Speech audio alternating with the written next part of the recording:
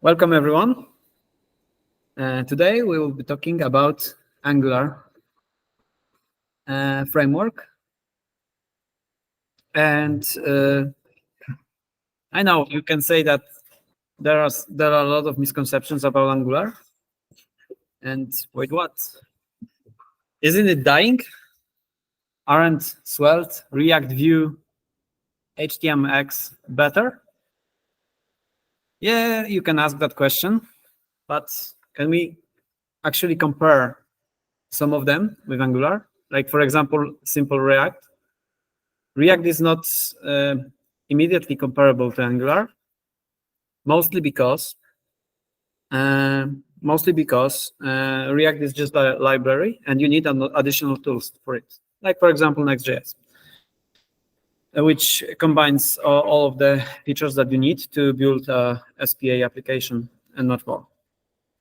So going back to the question, is Angular dying? Well, actually not. Actually not. When we look into data, for example, on GitHub, you can see that this is state as of today, so September 22. So when you look into GitHub, for example, Angular has over 90,000 stars, more than 27,000 commits. It's still in active development. And it has more contributors than React or Vue and Svelte combined. So much more people are working than in Svelte and Vue. And if you look at stars, Angular is tiered. The first one is, of course, React. Second one is Vue 2. Then we have our Angular, Svelte, and Vue 3. That can change, so yeah. Angular is not really dying. It's in active development, and they are adding a lot of new features that are present in some other frameworks or are worked on other frameworks as well. So not really. Angular is not dying. And it's still in active use. Also, there's one more metric that I found on GitHub that I couldn't compare because for some reason it wasn't available for other frameworks and tools. So Angular, according to GitHub, is used in 3 million repositories. So quite a lot, actually. So let's dive into what this presentation will tell you. The main focus on this presentation is to introduce a bit of knowledge about history of SPAs, AngularJS, and the alternatives like React, Vue, and Svelte. Then we will go into Angular, its structure and tooling, so that you can take a look into the insights of Angular and see how it is to build an application with it, what elements we need to use to build an application with Angular, and then some conclusions, closing words, and Q&A for anyone that would be happy to ask me a question. And about that, because I had a question from the audience before we started, you can ask questions in Polish, and I will answer them. I don't know if in Polish, if in English, but we can decide on that later. So let's go further into what is a single-page application.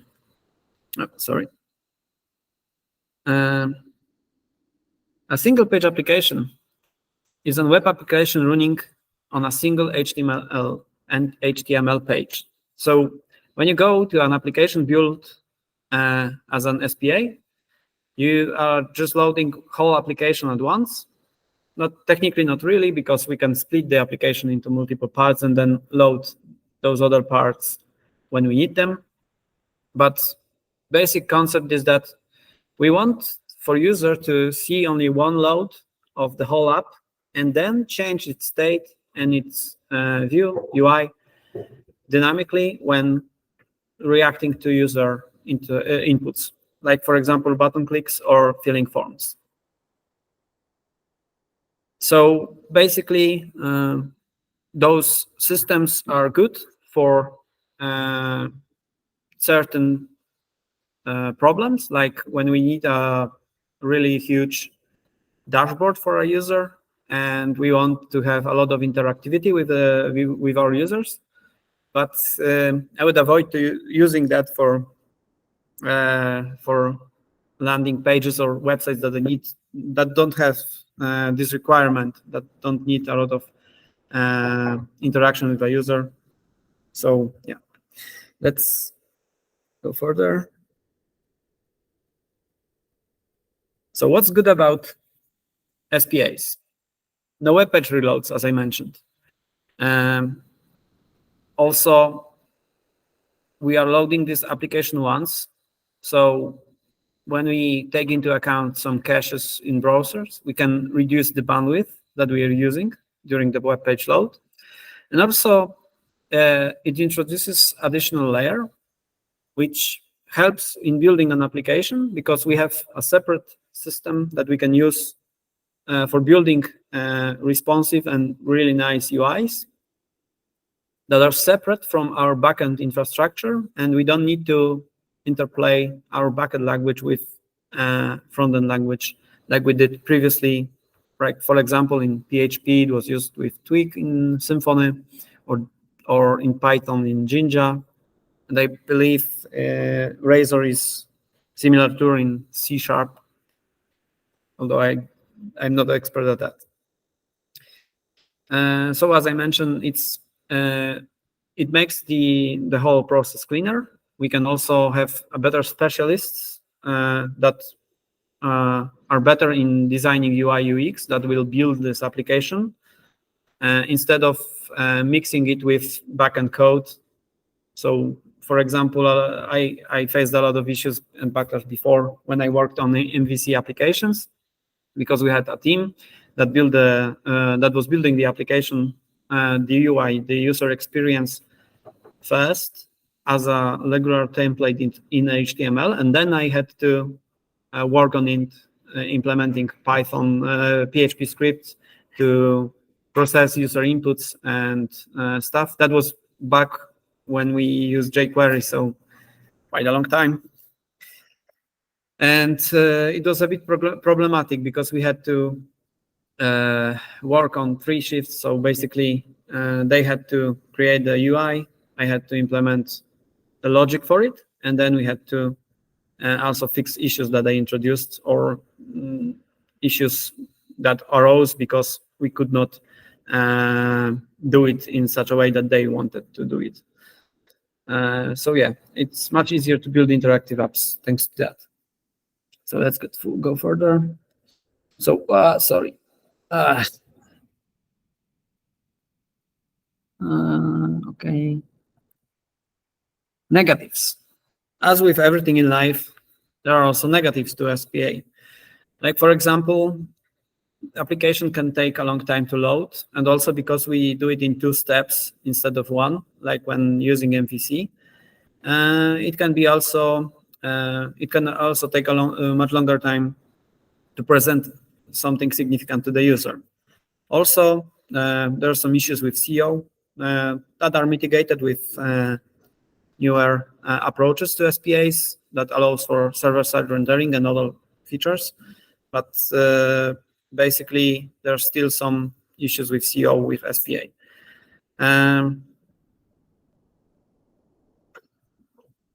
Also, there is some problems with routing because it's disjointed with the backend routing, but most of them are already ironed out. I remember when this thing were starting, for example, in AngularJS, there were some problems and you need to run additional libraries to solve them. And also, SPAs add some complexity to the system because you need to design it around SPA with REST or GraphQL that will allow for communication between your SPA application and your backend. So that's that. You need to also remember that it adds complexity. So let's go into history of Angular. So Angular was built around 2010, or actually released in 2010, around 2009, I believe, by two guys from Google, Misko Hevry and Adam Abrams, and Misko was building this project together with Adam as a side project to help them and their team to build interactive web applications easier, and especially to help that to give a tool to web designers that didn't have an in-depth knowledge of HTTP and how the all stuff in web development works, but they knew HTML and some of JavaScript, and that should be enough to build an application that was dynamic and without the need for constant reloading and knowledge of the backend languages. So there is also a story about Misko. So he was taken to another project during that time, and after spending 6 months working on that project, which was to build an interactive dashboard of some sort, I don't remember the details, but after those 6 months, he went to his superior and told him that he can do this in 2 weeks using AngularJS, his side project tool. So Brad agreed, but Misko lost the bet.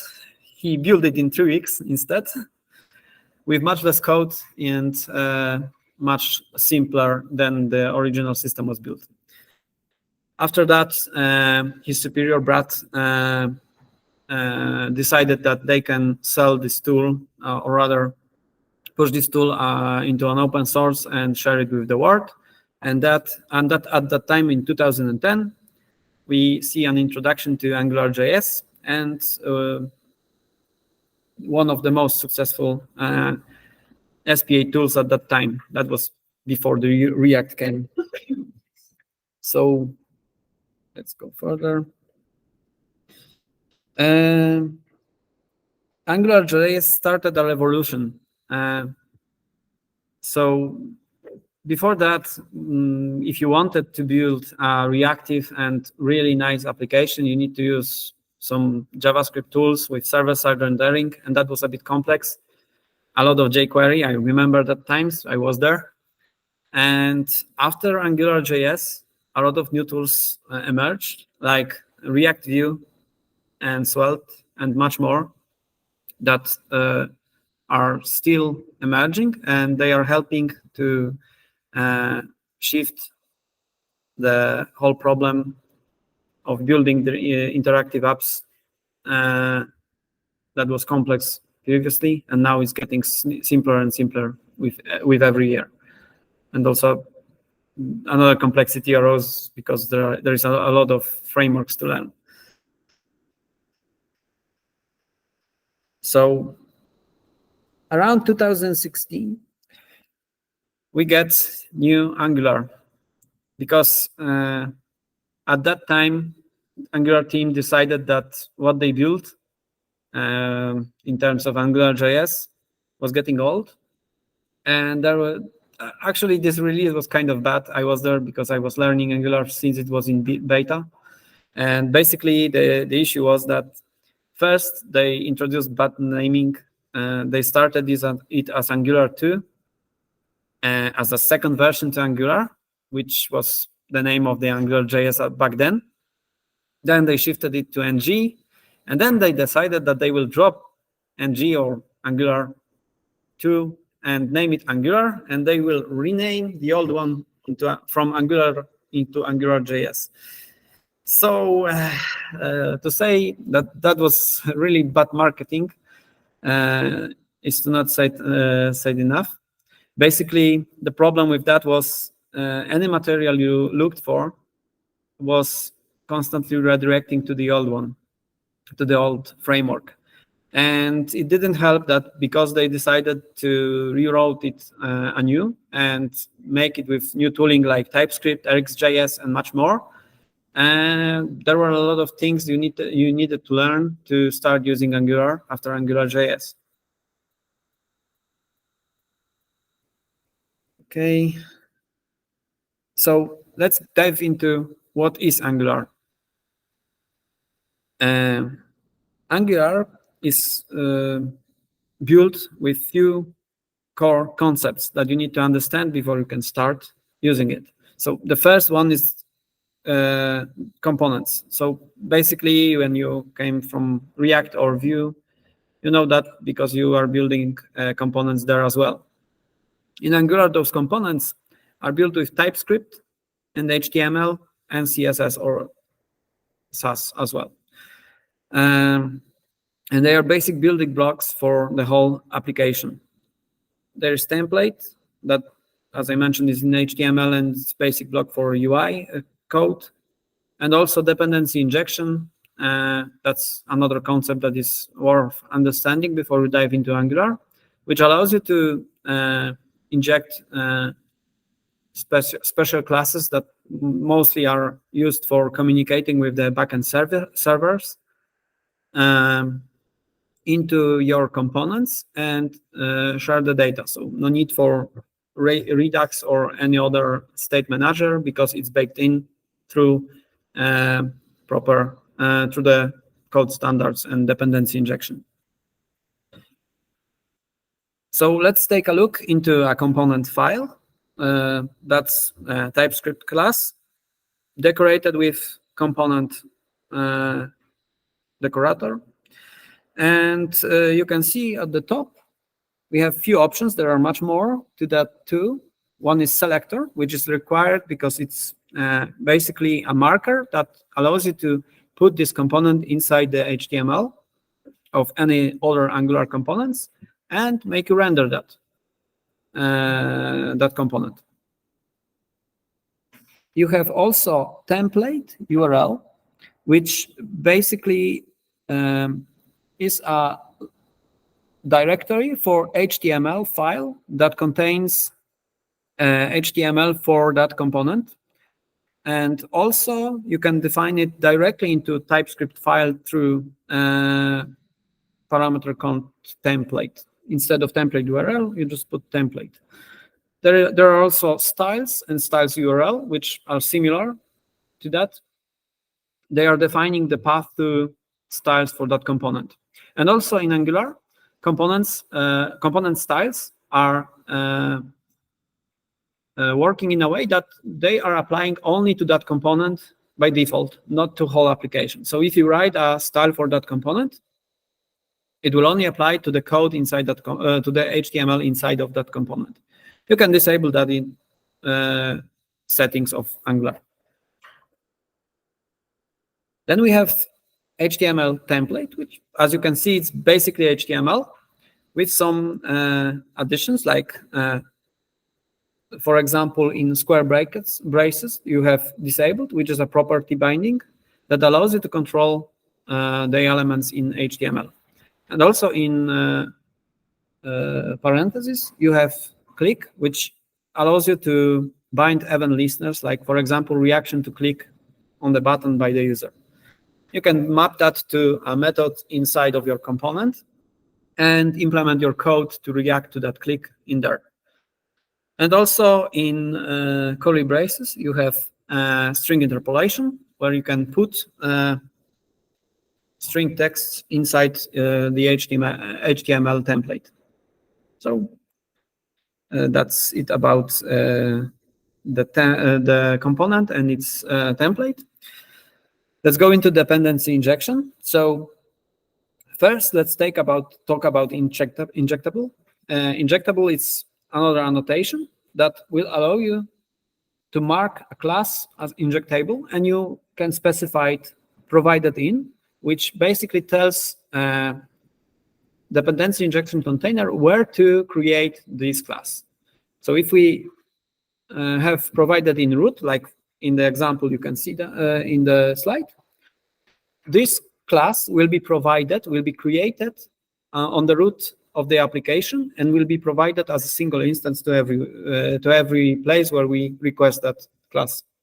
So thanks to that, let's say we have a service, and we can use that service across the application and also cache some data inside this service and provide it to the components that require this data. Basic statement management. Let's go into the example of how injecting looks like. So to inject your injectable class inside a component, you can just specify it in the constructor of the component.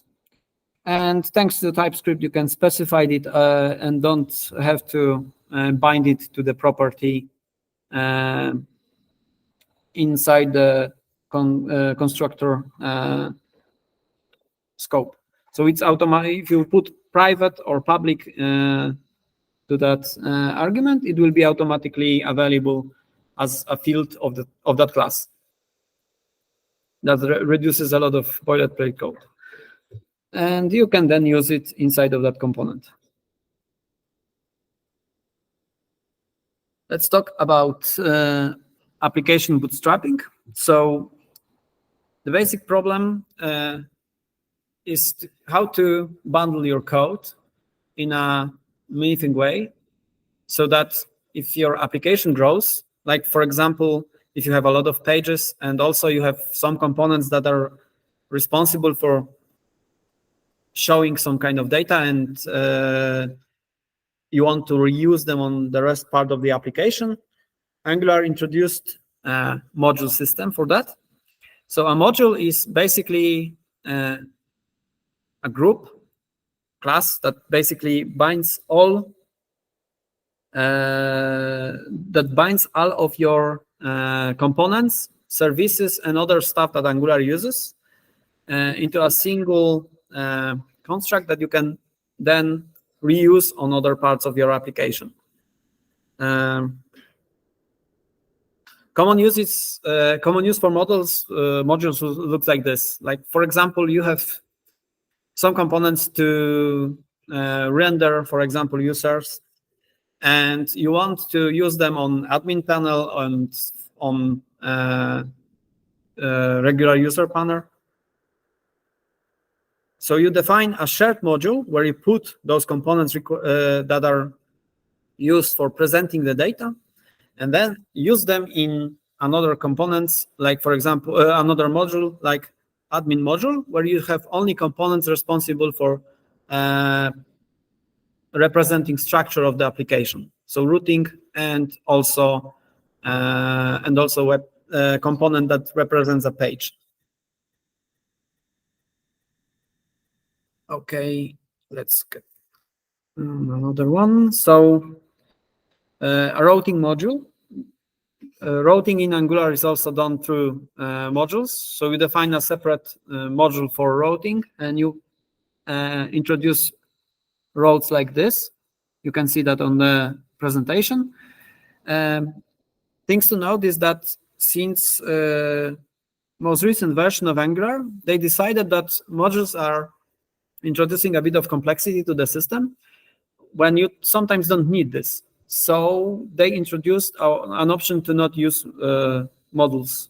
So you can define everything that we talk about in terms of modules inside a root component, which is the base place where the application starts. What's interesting about routing components, routing application, you can also specify to lazy load routes, to lazy load them like so. So you can see it here. This line will basically make it so that when we go to the items path, the whole module will be loaded with its own routing and its own components. So thanks to that, you don't have to load everything at once when you load the application.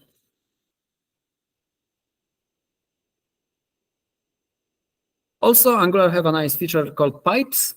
Those pipes are basically a tool that allows you to manipulate string interpolation and also other objects that you want to present inside your template. So, for example, the first one allows you to make an uppercase on the string that you are inputting. There's a bug I see now, but yeah. And also date, that will allow you to format your date from the object. There are a lot of those two pipes are built in. You can create your own, and there is a lot of options to use them. Like, for example, let's say we want to use not this strict date format, but we want to use a format for a location that user is loading the application. Because, for example, USA has a different date format than we are. So in that case, I believe that's default behavior of date, but you can also control it. You can also write your own pipes, for example, let's say you have a user object and you want to present a user on your application, like first name, last name, and then email in square braces or something. You can write pipe like this your own, registered it in a module or routing component, and then you can use it in your templates. Another thing is forms. Angular have a built-in module for forms. And there are few options like reactive forms that allows you for more control over the elements, but they require some more work to build those forms. Template driven, which allows you to build forms directly into HTML without the need for specifying a lot of TypeScript code to manage them. They are simpler and quick to implement, but they have less flexibility.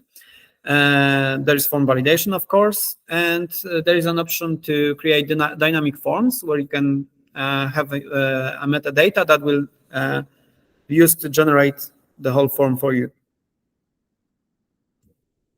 Services. This is an example of injectable service that we can use to communicate with the server. And Angular have a tool built in, which is HTTP client, which allows you to make requests to the server. So tools that Angular have already built in, like, for example, these are available to you when you just start your project. Don't need to think about what tool to use to make requests or forms.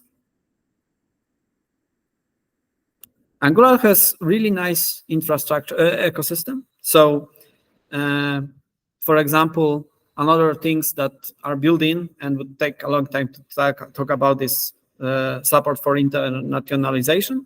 So if you like to have your application shown in Polish, English, and German, for example, the tool is already present in Angular.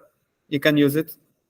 It's available through Angular CLI, which we will discuss later. And also Angular has also support for progressive web application with service worker, server-side rendering with Angular Universal. That's all available to you when you install it, and you just need to enable it through Angular CLI.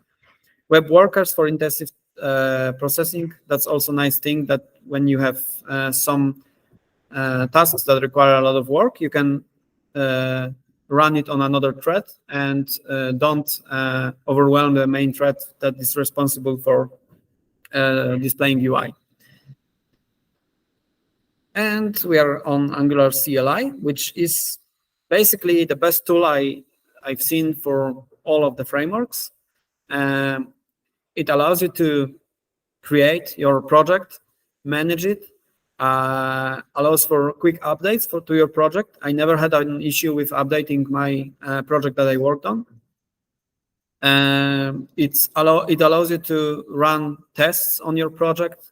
It allows you to, if for example you want to create a service, you can do it through Angular CLI and put dry run. It will not change anything, but it will tell you what it will change, what files it will create, and what files it will modify to inject those services and into your application. Also, Angular CLI has a nice feature called schematics, when you can build your own tooling around it. Like, for example, let's say we have